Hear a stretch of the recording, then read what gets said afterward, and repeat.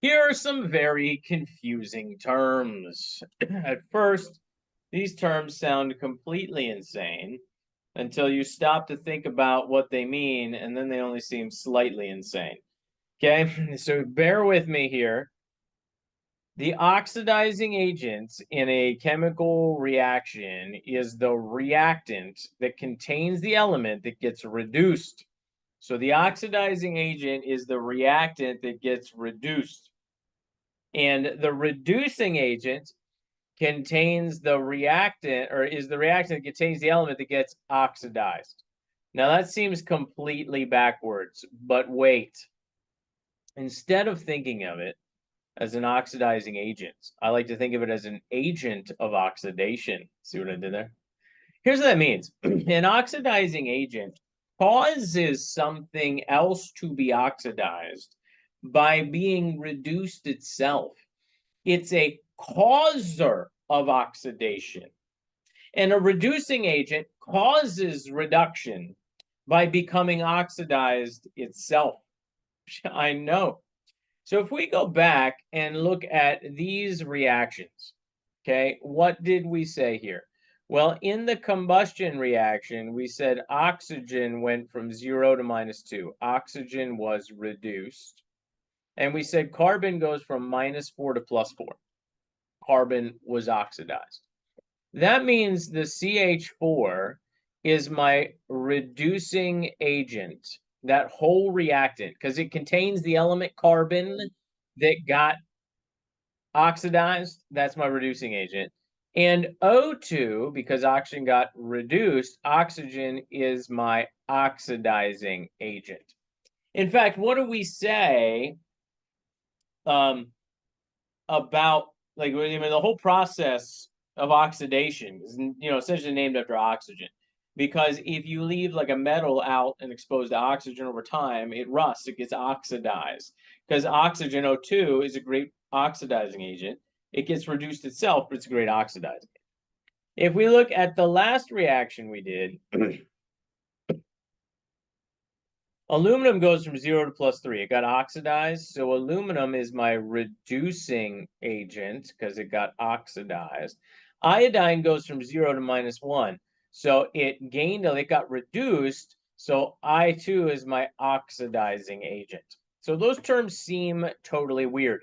Why do we need these terms? Because you're going to see that in order for a battery or a galvanic cell to work, you have to separate the oxidizing agent from the reducing agent and force the electrons to travel through a wire to get from one to the other. Okay. And balancing simple redox reactions. If you liked balancing reactions, you are going to love balancing redox reactions. Okay. And if you hated balancing reactions, well, maybe you'll like this. In Chem 101, you would have maybe looked at this reaction and said it was balanced. Because in Chem 101, all that we usually talk about is balancing the number of atoms. That's obeying the law of conservation of mass. Okay, so one beryllium on the left, one beryllium on the right, one tin on the left, one tin on the right.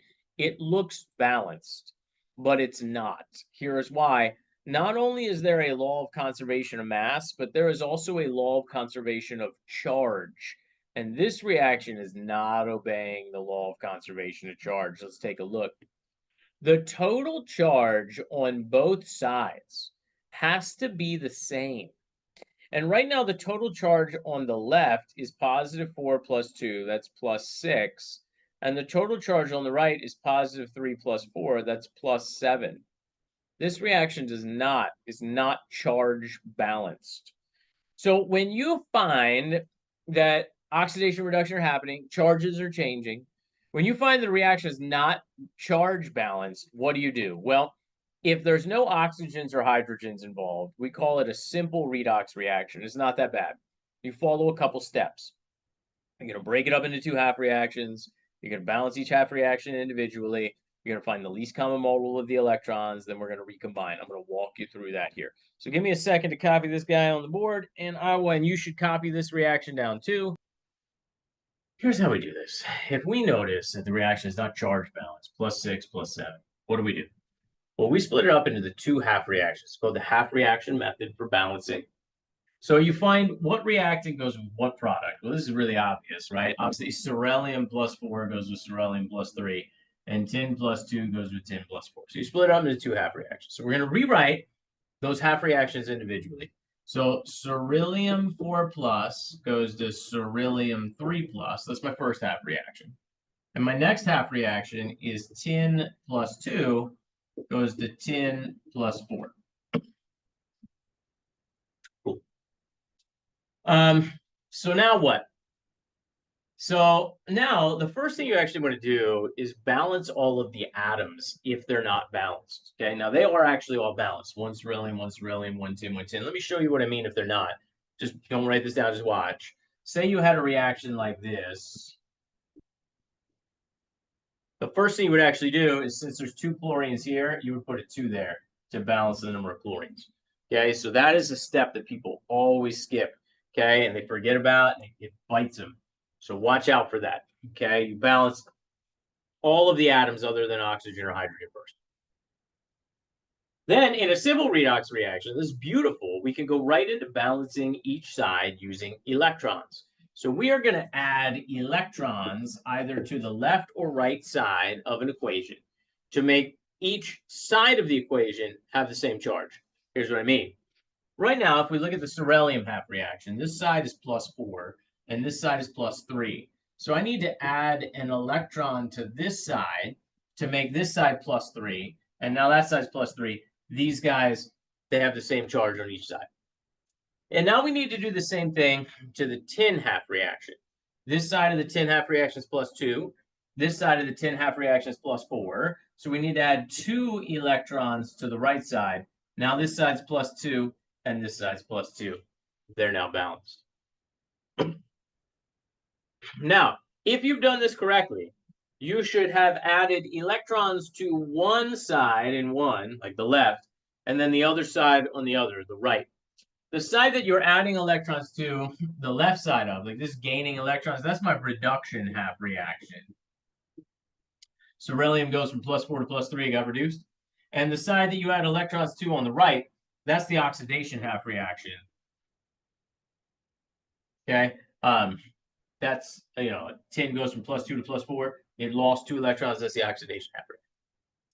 So now, before I can recombine the two half reactions, I have to make sure that the amount of electrons are the same, because the number of electrons beryllium's gaining has to be equal to the number of electrons tin's given away, right? Tin gives them, beryllium takes them. Right now, they're not equal. Tin's given 2, beryllium's only taking 1. That doesn't jive.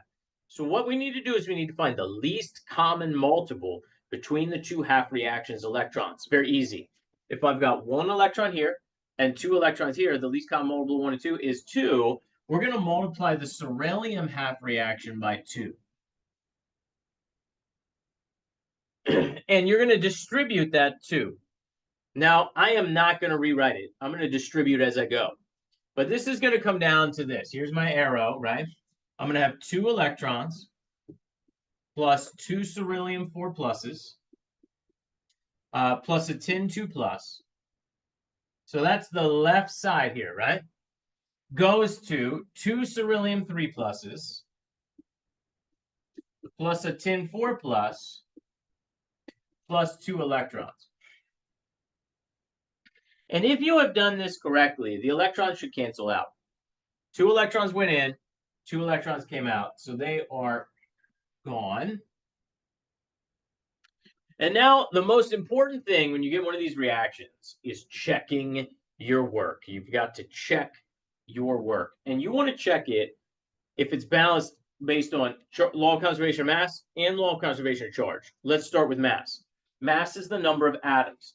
2 berylliums, 2 berylliums. 1 tin, 1 tin.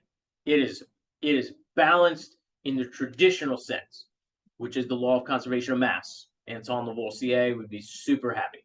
Okay. Now we need to check and see if it's balanced based on the law of conservation of charge. So what do we got here? Well, we got 2 times +4. That's +8 and a +2. That's a total charge of +10. And if we over here, 2 times plus 3, that's plus 6, plus 4, that's a plus 10. It's balanced based on the law of conservation of charge as well.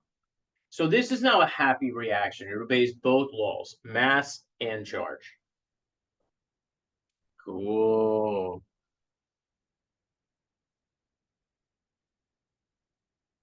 I would like you to try that top one. Go ahead and balance that guy. Silver plus zinc. And I'll tell you what, try the second one as well. Try 1 and 2. Why don't you try both of those? And then we'll go over them. Break it up into the half reactions. Balance each half reaction individually.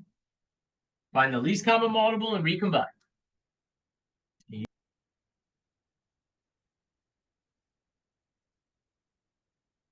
All right.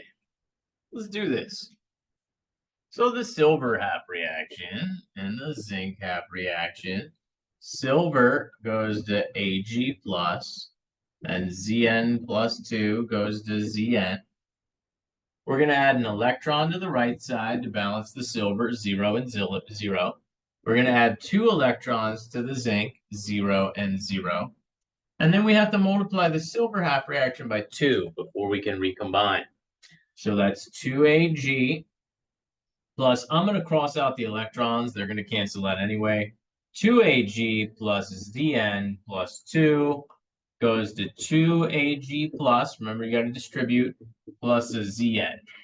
So I got 2 silvers, 1 zinc, total charge of plus 2, total charge of plus 2. That's a balanced reaction right there. And now for reaction 2, we're going to split it up into the 2 half reactions. So we've got the lead half reaction, Pb plus 4 goes to Pb plus 2. And the aluminum half reaction, Al, goes to Al plus 3. How many electrons do we need to add to get it equal to plus 2? Well, I need to add 2 electrons to the lead side. Now it's plus 2 and plus 2. Here it's 0 and plus 3, so I need to add 3 electrons to the right. And at this point, you might be saying, whoa, what is going on here? Well, you have 2 electrons and 3 electrons, so you need to find the least common multiple. The least common multiple of 2 and 3 is 6. So you need to multiply the lead half reaction by 3 and the aluminum half reaction by 2. And then what we get is 3 Pb plus 4, 2 aluminums, 3 Pb plus 2, and 2 aluminum plus 3s. And now you got to check it. So we have 3 leads, 2 aluminums, 2 aluminums. Total charge on this side is 3 times positive 4. That's plus 12. And the total charge on this side is plus 6, which is plus 12. That reaction now obeys both the law of conservation of mass and the law of conservation of charge. So there we go.